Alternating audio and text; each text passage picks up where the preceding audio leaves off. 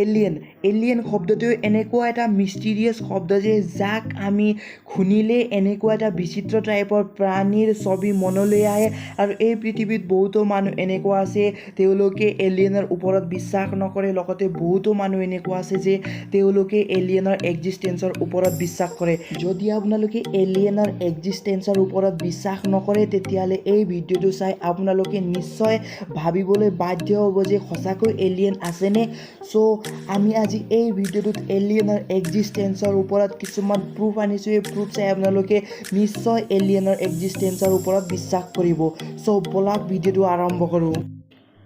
Area 51 এই প্লেচটোত এলিয়েনৰ এক্সিষ্টেঞ্চৰ কথা বিশ্বাস কৰা হয় এই প্লেচটো আছে আমেৰিকাৰ নাভাৰ্ডত আৰু এই প্লেচটো ক্ৰিয়েট কৰা হৈছিলে ৱৰ্ল্ড ৱাৰ 2ৰ সময়ত বিভিন্ন ধৰণৰ এৰিয়া 1 এৰিয়া 2 এৰিয়া 3 এনেদৰে এৰিয়া 51ও তেনেকুৱাই টাইপৰ এটা এৰিয়া আছিলে আৰু এই এৰিয়াবিলাকত সেই সময়ত নিউক্লিয়াৰ বম টেষ্টিং কৰা হৈছিলে আৰু এই এৰিয়া 51তো সেই সময়ত নিউক্লিয়াৰ বমৰ টেষ্টিং প্লেচ হিচাপে টেষ্টিং কৰা হৈছিলে এই এৰিয়া 51ক আমি বৰ্তমান সময়ত এৰিয়া 51 বুলি জানো কিন্তু যেতিয়া ৱৰ্ল্ড ৱাৰ 2ৰ সময় আছিলে তেতিয়া ইয়াক জনা গৈছিলে নাভাৰ্ডা টেষ্ট সাইট আৰু ইয়াক নিউক্লিয়াৰ বম্বত টেষ্ট কৰা হয় বুলি কোৱা হৈছিলে এতিয়া এই গোটেইবোৰ এৰিয়াবিলাকৰ ভিতৰত তেনেধৰণৰ কোনো মিষ্টিৰিয়াছ ঘটনা ঘটা নাছিল যিটো এৰিয়া 51ত ঘটিছিলে আৰু এই মিষ্টিৰিয়াছ ঘটনাবোৰে মিষ্ট্ৰি এক্সপ্ল'ৰাৰ্ছসকলকো ভাবিবলগীয়া কৰি তুলিছে চন 1997ত এটা ৰেডিঅ' শ্ব' লাইভ চলি আছিলে আৰু এই ৰেডিঅ' শ্ব' লাইভ চলা সময়ত এজন অজ্ঞাত ব্যক্তিয়ে লাইভ ৰেডিঅ' শ্ব'ত লাইভ কল কৰি কৈছিল যে তেওঁ এৰিয়া 51ৰ ফৰ্মাৰ এমপ্লয়ী আছিলে আৰু তেওঁ এই লাইভ শ্ব'ত কি কৈছিল গোটেইখিনি কথাবোৰ শুনি আপোনালোকৰ গাৰ নোম থিয়ৰি উঠিব চ' বলক প্ৰথমতে আপোনালোকে এই কল ৰেকৰ্ডিংটো শুনক Hi. I don't have a whole lot of time. Well, look, let's begin by finding out whether you're using this line properly or not. Area 51. Yeah, that's right. Were you an employee or are you now? A former employee. Former employee. I was let go on a medical discharge about a week ago, and I've kind of been running across the country. Man, I don't know where to start. They're gonna they'll triangulate on this position really soon. So you can't spend a lot of time on the phone. So give us something quick. Okay. Okay. What we're thinking of as aliens are they're extra-dimensional beings that an earlier precursor of the space program made contact with. They are not what they claim to be. They have infiltrated a lot of aspects of the military establishment, particularly the Area 51. The disasters that are coming, the military, I'm sorry, the government knows about them, and there's a lot of safe areas in this world that they could begin moving the population to now aren't. But they're not doing anything. They are not. They want the major population centers wiped out so that the few that are left will be more easily controllable. Live radio' শ্ব'ৰ সময়তে এই মানুহজনৰ কলটো কাট হৈ যায় আৰু বৰ্তমান সময়লৈকে এই মানুহজনৰ কি হ'ল একো গম পোৱা হোৱা নাই চ' তেনেদৰে আন এজন মানুহ আছে যিয়ে নিজকে কয় যে তেওঁ আগতে এই এৰিয়া 51ৰ এমপ্লয়ী আছিলে তেওঁৰ নাম হ'ল বব লেজাৰ তেওঁ এই এৰিয়া 51ৰ এছপ'ৰ ডিপাৰ্টমেণ্টত কাম কৰিছিলে আৰু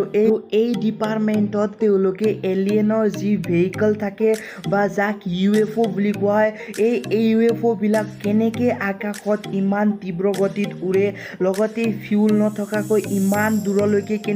কেনেকৈ ইমান দ্ৰুত গতিত উৰে সেই বিষয়ক তেওঁলোকে ৰিচাৰ্চ কৰিছিল বুলি তেওঁ কৈছে আৰু এই ৰিচাৰ্চৰ পৰা তেওঁলোকে গম পাইছিল যে এলিয়েনৰ ভেহিকেল বা UFO এটা বেলেগ ধৰণৰ মেটেল ব্যৱহাৰ কৰা হৈছিলে আৰু এই মেটেলৰ এটমিক ৱেইট আছিলে 115 আৰু 1989ত এই মেটেলটো গোটেই পৃথিৱীখনত অজ্ঞাত আছিলে মানে পৃথিৱীখনত এক্সিষ্টে কৰা নাছিল এই মেটেলখন পৃথিৱীখনত পোৱা হোৱা নাছিলে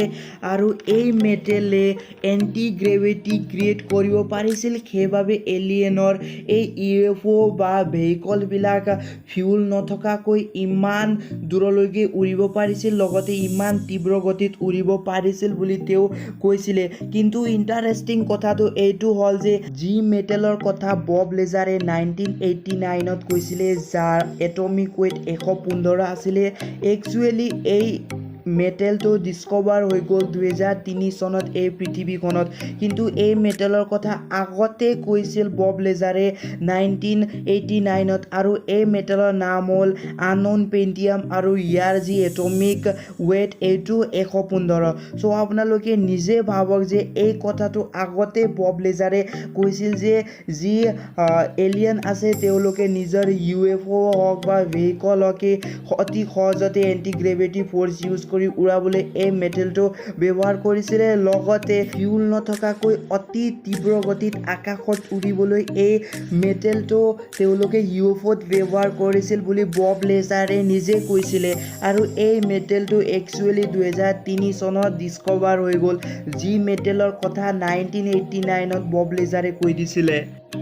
এই এৰিয়া 51ৰ মেইন মিষ্টিৰিয়াছ কথা এইটো হ'ল যে তাত কোনো পাব্লিক বা জেনেৰেল মানুহ সোমাবলৈ দিয়া নহয় লগতে তাৰ এৰিয়া 51ৰ ওপৰত কোনো ধৰণৰ হেলিকপ্টাৰ উৰাজাহাজ মিলিটাৰী এয়াৰক্ৰাফ্ট আদি উৰিবলৈ দিয়া নহয় যদি তেনেকুৱা কৰে তেতিয়াহ'লে ডাইৰেক্ট শ্বুট কৰাৰ অৰ্ডাৰ আছে এই এৰিয়া 51ৰ পৰা যদি উৰাজাহাজ উৰে তেতিয়াহ'লে ডাইৰেক্ট শ্বুট কৰাৰ অৰ্ডাৰ আছে লগতে যদি পাব্লিক মানুহ তাৰ ওচৰে পাজৰে যায় তেতিয়াহ'লে ডাইৰেক্ট মানুহকো শ্বুট কৰাৰ অৰ্ডাৰ আছে চ' এইটোৱে মেইন মিষ্টিৰিয়াছ কথা এইটোৱে যে যদি তাত কোনো ধৰণৰ নিউক্লিয়াৰ বম্ব টেষ্ট কৰা হয় তেতিয়াহ'লে ইমান ৰেষ্ট্ৰিকশ্যন নাথাকিলে হয় পৃথিৱীৰ বহুতো জেগাত এনেকুৱা টাইপৰ ধৰক নিউক্লিয়াৰ বম্ব টেষ্টিং প্লেচ আছে কিন্তু ইমান ৰেষ্ট্ৰিকশ্যন তাত নাই এই এৰিয়া 51ৰ পিকচাৰ বা ফটো তোলা ছেটেলাইটৰ পৰাও মানা আছে ছেটেলাইটেও ইয়াৰ ফটো তুলিব নোৱাৰিব আৰু লগতে এই পিকচাৰ আপোনালোকে যি দেখা পাই আছে এইটো পাহাৰৰ ওপৰৰ পৰা হাইটেক কেমেৰাৰ পৰা জুম কৰি তোলা ফটোবিলাক আপোনালোকে দেখা পাই আছে এতিয়া আপোনালোকৰ এটা ইণ্টাৰেষ্টিং কথা এইটো যে এতিয়া যদি আমি এই এৰিয়া 51ৰ পিকবিলাক বা পিকচাৰবিলাক জুম কৰি চাওঁ তেতিয়াহ'লে তাত এনেকুৱা সৰু সুৰা ঘৰৰ নিচিনা আৰু তাত এটা দৰ্জা দেখিবলৈ পোৱা যায় আৰু বহুতো ৰিচাৰ্চাৰ্ছে এইটো কয় যে ইয়াত আণ্ডাৰগ্ৰাউণ্ড নেটৱৰ্ক টনেল আছে যদি আমি এই এৰিয়া 51ৰ পিকবিলাক ভালদৰে জুম কৰি চাওঁ তেতিয়াহ'লে বহুতো আণ্ডাৰগ্ৰাউণ্ড ইণ্টাৰেঞ্চ দেখিবলৈ পোৱা যায়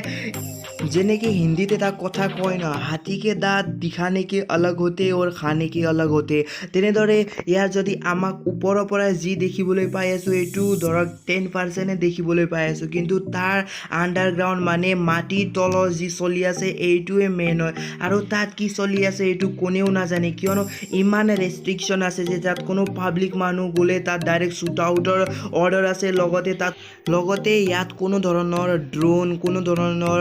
যাত্ৰীবাহী উৰাজাহাজ লগতে মিলিটাৰী এয়াৰক্ৰাফ্ট হেলিকপ্টাৰ আদি উৰিবলৈ দিয়া নাই লগতে ছেটেলাইটৰ পৰা পিক ইয়াৰ উঠাবলৈ মানা আছে মানে আপোনালোকে নিজে ভাবিব পাৰে যে ইমান ৰেষ্ট্ৰিকশ্যন আছে ইয়াত চ' আপোনালোকে কি ভাবে এলিয়েনৰ এক্সিষ্টেঞ্চৰ ওপৰত কমেণ্ট কৰি জনাব আৰু এইবিলাক চাই আপোনালোকক কি লাগিলে সঁচাকৈ এলিয়েন আমাৰ পৃথিৱীত অহা যোৱা কৰি থাকেনে আৰু আপোনালোকে যদি ভিডিঅ'টো চাই অলপ ভাল পাইছে প্লিজ ভিডিঅ'টো লাইক কৰি চেনেলটো ছাবস্ক্ৰাইব কৰি দিব